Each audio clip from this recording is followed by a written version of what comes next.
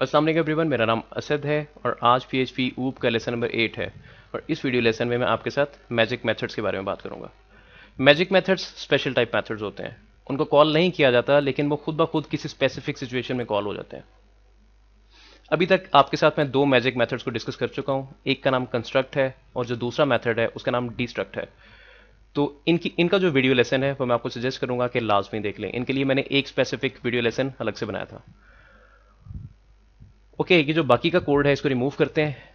और इसको रिमूव कर देने के बाद यहाँ पे मैं जो डिस्ट्रक्टर है उसको भी डिक्लेयर कर लेता हूँ। फंक्शन डिस्ट्रक्ट और एको ब्रेक टैग, और यहाँ पे मैं लिखता हूँ ऑब्जेक्ट क्रिएटेड। और नीचे आते हैं, यहाँ पे आके मैं लिखता हूँ एको ऑब्जेक्ट डिस्ट्रॉयड। जैसे ही मैं इसको ऑब्जेक्ट क्रिएट करूंगा तो कंस्ट्रक्टर ऑटोमेटिकली कॉल हो जाएगा। इसको कॉल नहीं किया जाएगा, ये खुद से कॉल होगा। उसके बाद इस स्क्रिप्ट की जैसी एग्जीक्यूशन कंप्लीट होगी, यानी कि यहाँ पे जितना भी कोड लिखा है तमाम एग्जीक्यूट हो जाएगा, तो उसकी एग्जीक्यूशन के बाद जो इस क्लास की प्रॉपर्टीज हैं वो मेमोरी से निकलना शुरू हो जाएंगी, डिस्ट्रॉय होना शुरू हो जाएंगी। और उसके फौरन बाद जो ऑब्जेक्ट है वो डिस्ट्रॉय होगा और जो डिस्ट्रक्टर है वो कॉल हो जाएगा।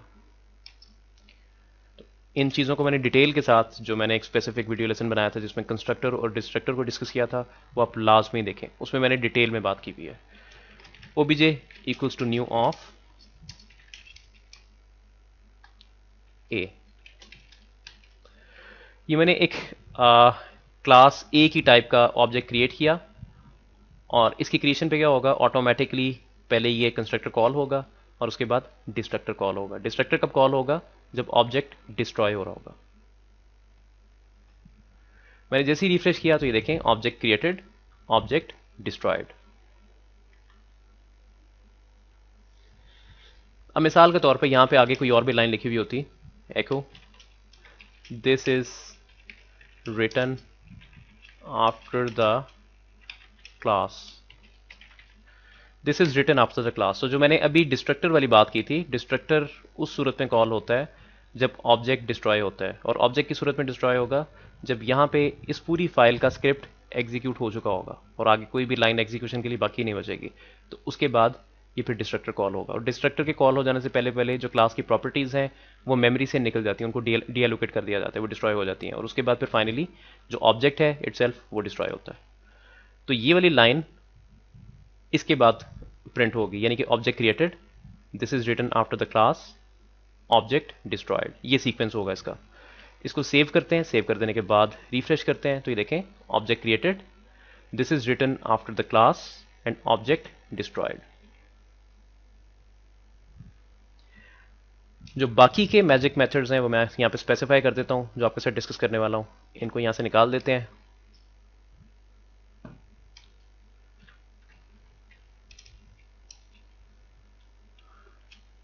Double underscore set, double underscore get, double underscore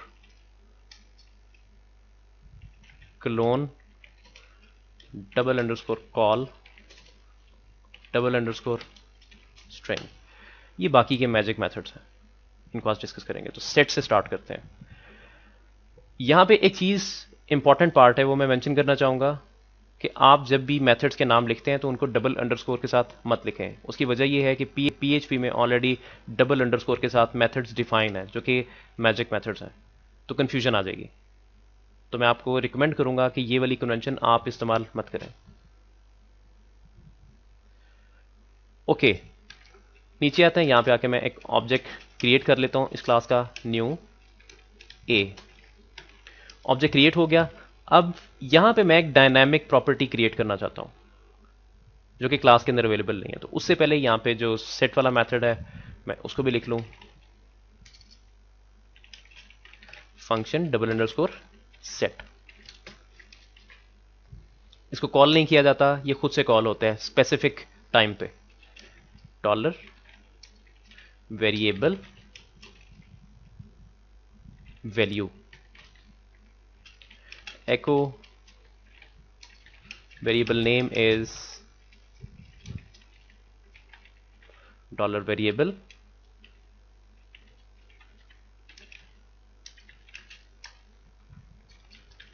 value is dot value. OBJ, और यहां पे मैं एक ऐसी प्रॉपर्टी डिक्लेयर करने की कोशिश करता हूं जो कि क्लास में अवेलेबल नहीं है, यानी कि क्लास में अवेलेबल नहीं है और उसको मैं इस्तेमाल करने की कोशिश करता हूं। मैं यहां पे लिखता हूं कंट्री इक्वल्स टू पाकिस्तान। अब होगा क्या, जब मैं इसको आउटपुट करवाऊंगा, जब स्क्रिप्ट एग्जीक्यूट होगा तो इस लाइन की वजह से, लाइन नंबर 19 की वजह से, जो डबल अंडरस्कोर सेट के नाम से मेथड है ये खुद ब खुद कॉल हो जाएगा, और जो कंट्री के नाम से वैल्यू है, वेरिएबल का जो नाम है, वो इस वेरिएबल में स्टोर हो जाएगा, और जो पाकिस्तान के नाम से वैल्यू है इस वेरिएबल की, वो इस वैल्यू में आ जाएगी। इसको ट्राई करते हैं, ब्राउजर पे चलते हैं, रिफ्रेश, अनडिफाइंड वेरिएबल, मेरे ख्याल से मिसस्पेल कर गया हूं मैं, वैल्यू, रिफ्रेश, और ये देखें variable name is country, value is Pakistan, variable country and value is Pakistan. तो जब भी कोई प्रॉपर्टी आपके क्लास में अवेलेबल नहीं होती और आप उस ऑब्जेक्ट में एडिशनल प्रॉपर्टीज डालना चाहते हैं, तो ये उसका तरीकाकार है, यानी कि सेट वाला मेथड आप यूज कर सकते हैं और उसकी बेस पे डायनामिक प्रॉपर्टीज आप उस ऑब्जेक्ट में ऐड कर सकते हैं। यहां पे ऊपर चलते हैं, प्राइवेट डाटा के नाम से मैं एक एरे बना लेता हूं, और कि जो भी मेरे पास डाटा आया इसको एरे में स्टोर कर देते हैं।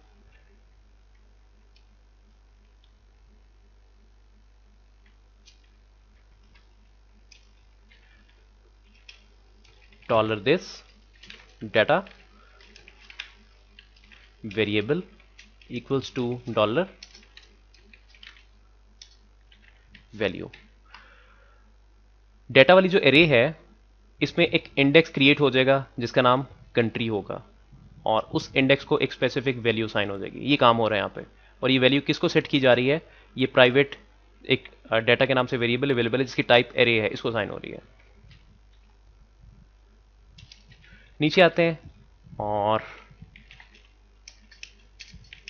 Public function double underscore get, जो गेट वाला मेथड है उसको कॉल, उसको देख लेते हैं, उसको डिक्लेयर कर लेते हैं यहाँ पे अपने पास, और वेरिएबल। ये मेथड क्या काम करता है, जब मैं इस वैल्यू को बाहर आउटपुट कराना चाहूंगा तो ये ऑटोमेटिकली कॉल हो जाएगा। यानी फॉर एग्जांपल मैं यहाँ पे लिखता हूँ एको डॉलर वेरिएबल, तो लाइन नंबर 25 पे आके जो कंट्री वाली प्रॉपर्टी है इसको मैं आउटपुट कराने की कोशिश करता हूँ।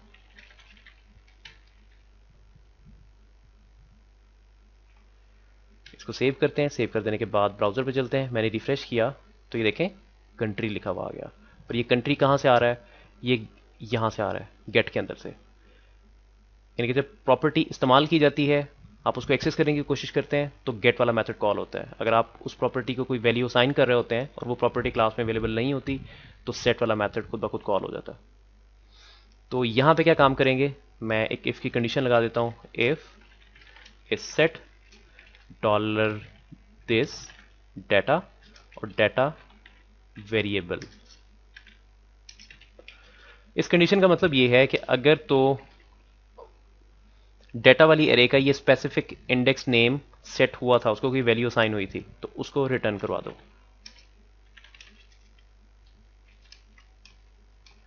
इसको कॉपी करते हैं और यहां पे पेस्ट कर देते हैं, और अगर ये प्रॉपर्टी एग्जिस्ट नहीं करती तो सिंपली रिटर्न इनवैलिड प्रॉपर्टी करवा दो।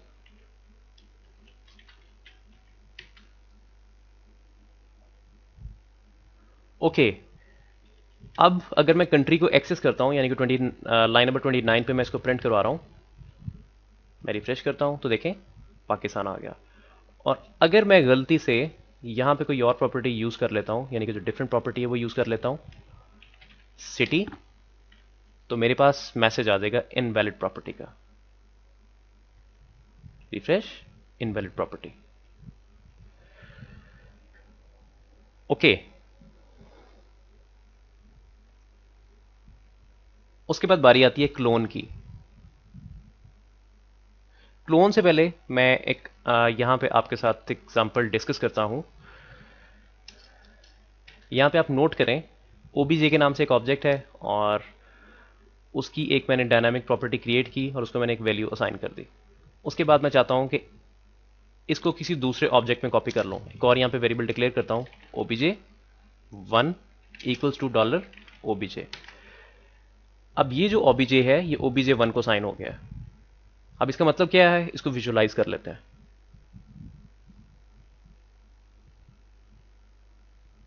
फॉर एग्जाम्पल जो ऑब्जेक्ट क्रिएट हुआ था वो ये था और इसको ऑलरेडी ओबीजे पिन पॉइंट कर रहा था।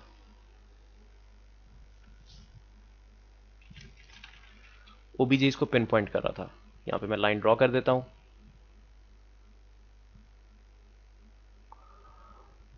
और नेक्स्ट लाइन पे जो मैंने काम किया था वो मैंने लिखा था dollar OBJ 1 equals to dollar OBJ.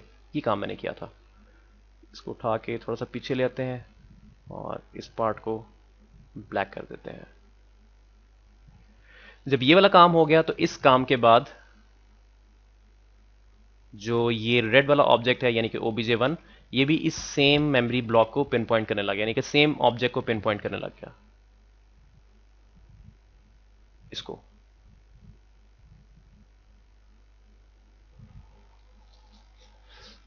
और इसमें जो वैल्यू पड़ी हुई थी वो पाकिस्तान थी। पाकिस्तान यहां पे मैं लिख देता हूं।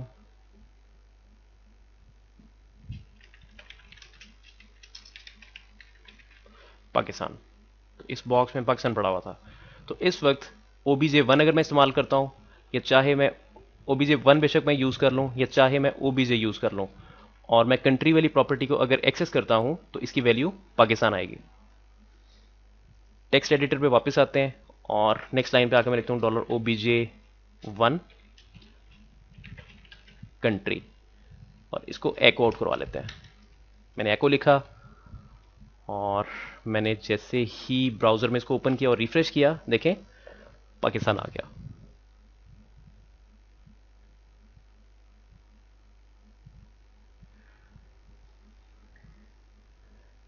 तो यहां पे हुआ क्या है, जो ऑब्जेक्ट क्रिएट हुआ था उसको दोनों वेरिएबल्स पिन पॉइंट करने लगे, यानी कि उस ऑब्जेक्ट का जो रेफरेंस था वो ओबीजे के पास भी है और उसका रेफरेंस ओबीजे 1 के पास भी है।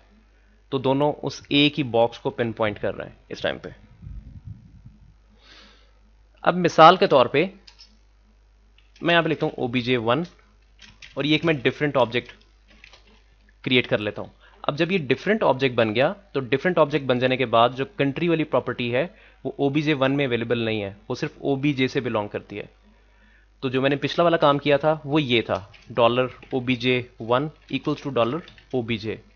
इसको अगर आप, ओबीजे 1 है, इसको अगर आप गौर से देखते हैं तो ओबीजे जिस मेमोरी ब्लॉक को पिन पॉइंट कर रहा था वो सेम रेफरेंस मैंने ओबीजे 1 को भी असाइन कर दिया।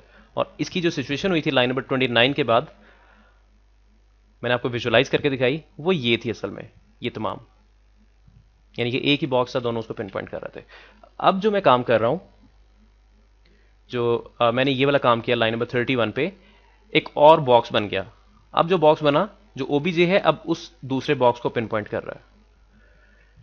इसको कॉपी करते हैं, कॉपी करने के बाद ब्राउजर पे चलते हैं। अगर मैंने रिफ्रेश किया तो देखें इनवैलिड प्रॉपर्टी का मैसेज आ गया। तो इससे ये चीज साबित होती है कि जो ऊपर वाला ऑब्जेक्ट है वो डिफरेंट है, जो ओबीजे 1 है अब ये एक डिफरेंट ऑब्जेक्ट है, वो डिफरेंट बॉक्स को पिन पॉइंट कर रहा है, न्यू वाला कीवर्ड देखें, और जो नीचे वाला ओबीजे 1 है वो एक डिफरेंट बॉक्स को पिन पॉइंट कर रहा है।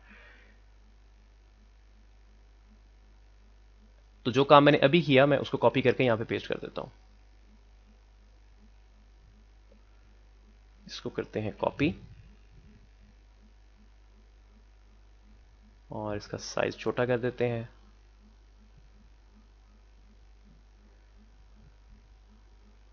और अब जो मैंने काम किया वो बेसिकली ये काम था। इसको रिमूव करते हैं और यहां पे न्यू का कीवर्ड आ जाएगा।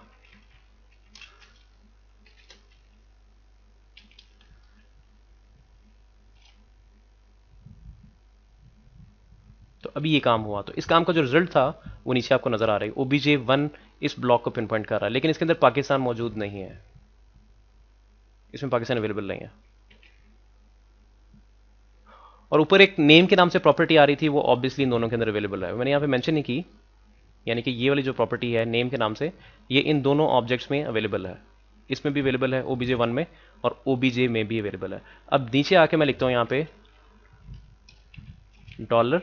$OBJ1 country equals to USA, और इसको एको आउट करा लेते हैं, $OBJ1 कंट्री। इसको अगर ब्राउजर में देखते हैं तो देखें USA आ गया। पहले इनवैलिड प्रॉपर्टी, क्योंकि जो ऊपर वाली लाइन थी, लाइन नंबर 33, यहां पे इनवैलिड प्रॉपर्टी आई, क्योंकि इस टाइम पे जो OBJ1 है वो एक डिफरेंट ऑब्जेक्ट को पिन पॉइंट कर रहा है। उसके बाद इसकी एक मैंने न्यू प्रॉपर्टी क्रिएट की और उसको मैंने वैल्यू साइन कर दी USA। और इस वक्त जो ये OBJ1 है ये डिफरेंट मेमोरी ब्लॉक को पिन पॉइंट कर रहा है, ये एक डिफरेंट ऑब्जेक्ट है, और ऊपर वाला ऑब्जेक्ट टोटली डिफरेंट है। अब मिसाल के तौर पे आपके पास ऑब्जेक्ट अवेलेबल था इस तरह से, जिस तरह OBJ है, और इसमें आपने काफ़ी सारी डायनामिक प्रॉपर्टीज़ एडअप कर दी, कंट्री के नाम से, उसके बाद स्टेट के नाम से, सिटी के नाम से, और भी बहुत सारी प्रॉपर्टीज़ थी। और आप चाह रहे थे कि इसकी एक और इंडिविजुअल ऑब्जेक्ट बन जाए, आप इसको क्लोन करना चाह रहे थे। तो हमारे पास क्लोन बनाने की भी फैसिलिटी अवेलेबल है। तो क्लोन के केस में होता क्या है, लेट्स सपोज मैं इस पार्ट को रिमूव करता हूं। इस पार्ट को रिमूव करने के बाद मैं यहां पे लिखता हूं क्लोन $OBJ। क्लोन के टाइम पे OBJ के अंदर जो प्रॉपर्टीज पहले से अवेलेबल होंगी, डायनामिक प्रॉपर्टीज प्लस जो क्लास के अंदर रिटन प्रॉपर्टीज हैं, यानी कि ये वाली नेम, और उसके बाद जो मैंने डायनामिक प्रॉपर्टी बनाई कंट्री। अब ये दोनों प्रॉपर्टीज OBJ1 के अंदर भी आ गई हैं, लेकिन इस टाइम पे OBJ1 एक डिफरेंट ऑब्जेक्ट है, और जो OBJ इटसेल्फ है ये डिफरेंट ऑब्जेक्ट है, लेकिन इसका क्लोन मैंने क्रिएट कर दिया, और वो जो क्लोन है उसका रेफरेंस OBJ1 को साइन हो गया। अब अगर मैं इस जगह पे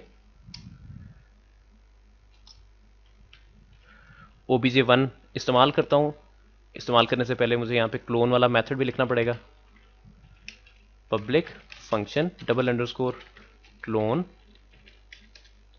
echo you just cloned an object,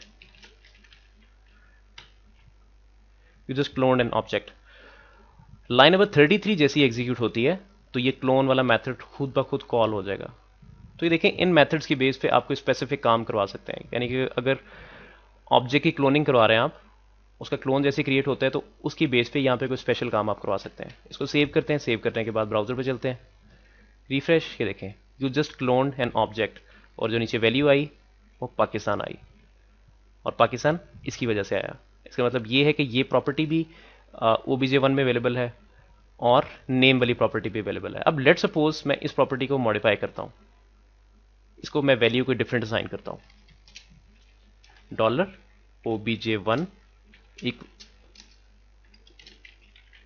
country equals to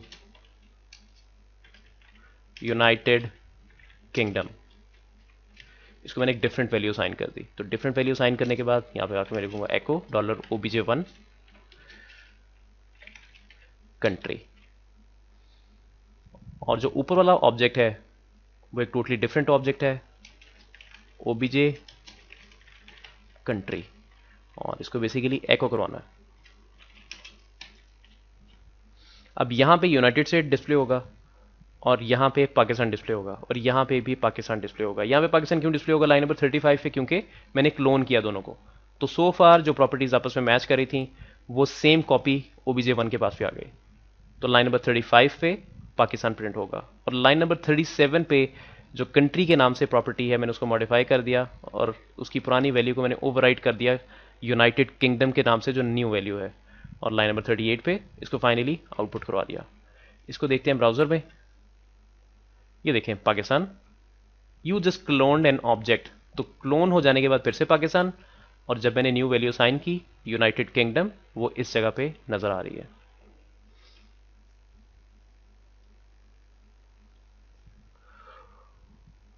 okay, तो ये क्लोन इस तरह से बेसिकली काम करता है। उसके बाद आप कॉल पे आ जाते हैं, ये सब कुछ रिमूव करते हैं और यहां पे आके मैं लिखता हूं public function double underscore call, और इसको दो पैरामीटर, बेसिकली दो पैरामीटर एक्सपेक्ट करता है। आर्ग्स फंक्शन, अगर कोई फंक्शन इस क्लास में अवेलेबल नहीं है और मैं उसको कॉल कर रहा हूं तो ऑटोमेटिकली कॉल वाला मेथड कॉल हो जाएगा। और देखें जितने भी आपको मेथड्स नजर आ रहे हैं ऊपर से नीचे तक सारे मैजिक मेथड्स हैं और ये खुद ब खुद कॉल होते हैं, इनको खुद कॉल नहीं किया जाता, ये अपने आप कॉल होते हैं। तो यहां पे आके मैं लिखता हूं एको डॉलर फंक्शन,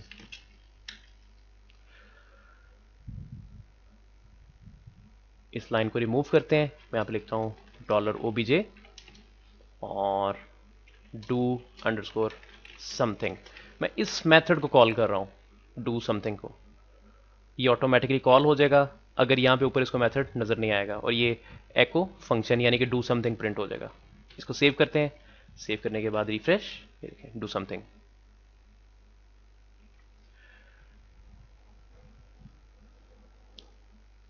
और इसको अगर मैं कोई आर्गुमेंट्स पास करता हूं, जैसे फॉर एग्जांपल मैंने इसको पास किया असद, अब ये जो वैल्यू है असल में ये आर्ग्स में आ गई है। तो मैं निचली लाइन पे आता हूं, यहां पे आकर लिखता हूं print underscore are dollar args. इसको मैंने प्रिंट आर इसलिए करवाया, इसमें इसलिए मैंने इसको पास किया क्योंकि मुझे लग रहा है कि ये एरे होगी। रिफ्रेश और देखें बिल्कुल एरे है, एरे के 0th इंडेक्स पे असद आ गया, डू समथिंग और ये असद आ गया। अब फॉर एग्जांपल मेरे पास यहां पे कोई इसको आप किसी भी स्पेसिफिक वे के लिए इस्तेमाल कर सकते हैं, किसी स्पेसिफिक रिक्वायरमेंट के लिए, लेकिन मैं यहां पे एक प्राइवेट मेथड लिखता हूं, प्राइवेट फंक्शन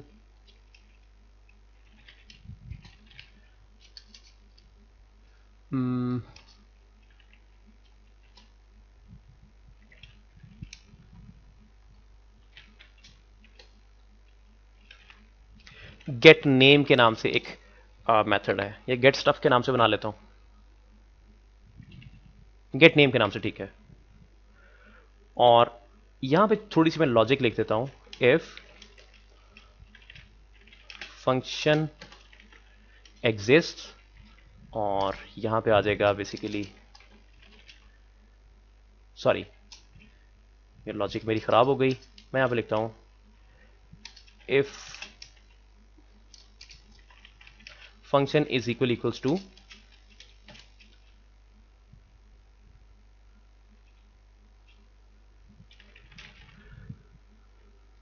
डू समथिंग।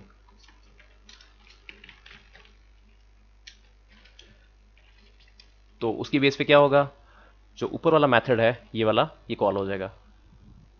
तो मैं यहां पे लिखता हूं दिस, उसके बाद डॉलर फंक्शन, और जो ये वाला पार्ट है इसको मुझे ऑब्वियसली चेंज करना पड़ेगा,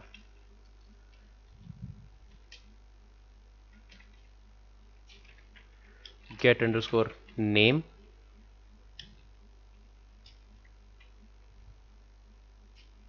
ये सिंटेक्स आपको अजीब सा लगेगा, इसको ट्राई करते हैं।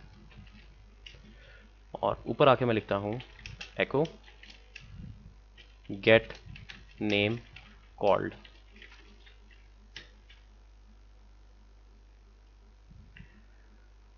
डू समथिंग को मैं कॉल कर रहा हूं, डू समथिंग एग्जिस्ट नहीं करता, इफ वाली स्टेटमेंट में चेक होगा, ये इफ वाली स्टेटमेंट ट्रू हो जाएगी और उसके बाद दिस गेट नेम कॉल हो जाएगा और ये मैसेज आ जाएगा gate name called.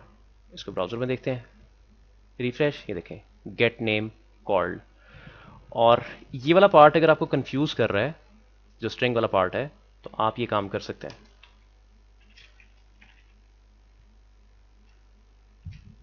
Funk equals to get underscore name. तो नीचे आके मैं यहां पे लिख देता हूं डॉलर फंक। आप इस तरह से भी कर सकते हैं, थोड़ा सा लेकिन ये लंबा प्रोसीजर है, जो मैंने पहले किया था उसका शॉर्टेस्ट वे है। रिफ्रेश, गेट नेम कॉल्ड, और ये जो मेथड है गेट नेम वाला, इसके अंदर आप कुछ भी करवा सकते हैं, आपकी मर्जी है। उसके बाद एक लास्ट मेथड है, वो स्ट्रिंग के नाम से है। तो ये मेथड कब कॉल होता है? फॉर एग्जांपल आप ऑब्जेक्ट को आउटपुट करवा रहे हैं, इस तरह से ये सूरत में कॉल होता है। रिफ्रेश देखें, catchable fatal error, object of class A could not be converted to string. देखिए मेरे पास एरर आ गया और ये कैचेबल एरर है। मैं काम करता हूं, यहां पे आके लिखता हूं public function double underscore to string, और इसके अंदर आके मैं लिखता हूं echo dollar name. Basically this name आएगा, और ये दिस नेम क्या है? ये प्रॉपर्टी है। ये प्रॉपर्टी ऑलरेडी ऊपर डिफाइंड है, ये देखें। तो अब अगर मैं एको ऑब्जेक्ट करता हूं, यानी कि ऑब्जेक्ट को आउटपुट कराने की कोशिश करता हूं डायरेक्टली, एक as a normal variable use करने की कोशिश करता हूं, तो ये मेथड खुद से कॉल हो जाएगा और इसके अंदर जो कोड लिखा होगा वो ऑब्वियसली एग्जीक्यूट हो जाएगा।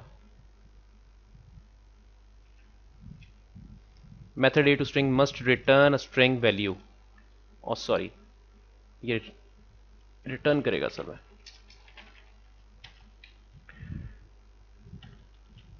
ये वैल्यू रिटर्न हो रही है और यहां पे डिस्प्ले हो जाएगी। रिफ्रेश और ये देखें असद। कोड फिर से देख लेते हैं।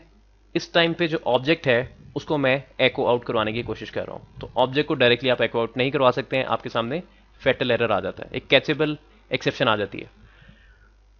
अगर आप उस एरर से बचना चाहते हैं और आप इस स्पेसिफिक एक्शन पे कुछ करवाना चाहते हैं, तो मिसाल के तौर पे आपका जो ऑब्जेक्ट है उसमें जितनी भी प्रॉपर्टीज पड़ी हैं, आप उन तमाम की वैल्यूज यहां पे रिटर्न करवा सकते हैं।